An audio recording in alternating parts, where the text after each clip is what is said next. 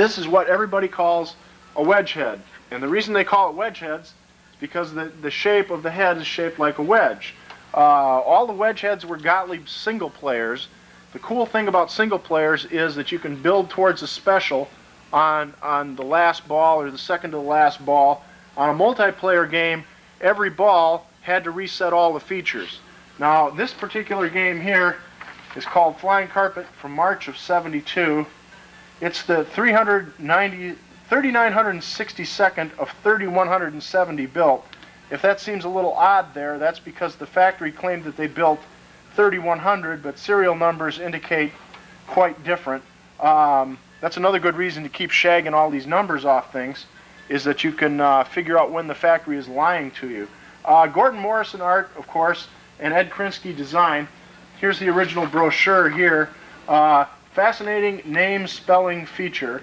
And if you look at the flyer, you can see that the cabinet was originally more of a purple and less of a pink.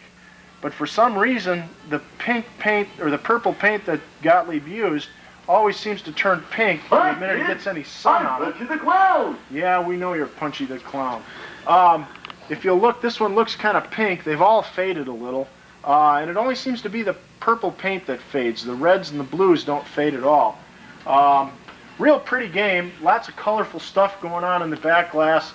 Got a big genie. Got a scantily clad harem girl. I like the game because it's got the bottom on it. Reminds me a lot of one of my favorite games from my youth, Central Park.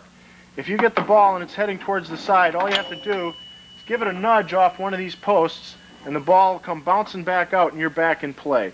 There's a lot of wrist action shaking going on with the playfield like this. The whole object of the game is to spell Flying Carpet by hitting all these rollovers, and if you hit the P and the A, you light the two bumpers for 100 points each. Now, when you only need 1,000 points per ball, a 100-point bumper is worth a lot. Plus, if you get it up in this nest of bumpers, you get a lot of points, and you get all these letters up at the top. So that's a real neat shot once you get the bumpers lit.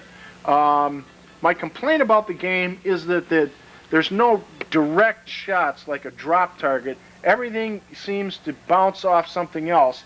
You can pick up the A and the P on one shot by going boom, boom, and you can get it up to the top by hitting it off here and then up into the top. I like it. It's a good game, but it's not a great game, I'd have to say. It's also the first game I remember playing as a kid that had the awful plastic flipper buttons. I hate the plastic flipper buttons. I like the feel of the metal ones better.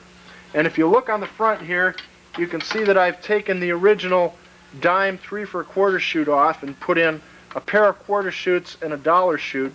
Eventually I want to open up the world's biggest pinball arcade, and hopefully by then the government will give us a dollar coin. So you get 1 play for a quarter, 6 plays for $1. Really nice game. I like it. I'd say it was a good game, but not a great game. What do you think, Ugly Mike? I agree. It's close to great, but not there. Not quite there yet. This is also a kind of a rare specimen because if you look, there's hardly any flaking on the back glass.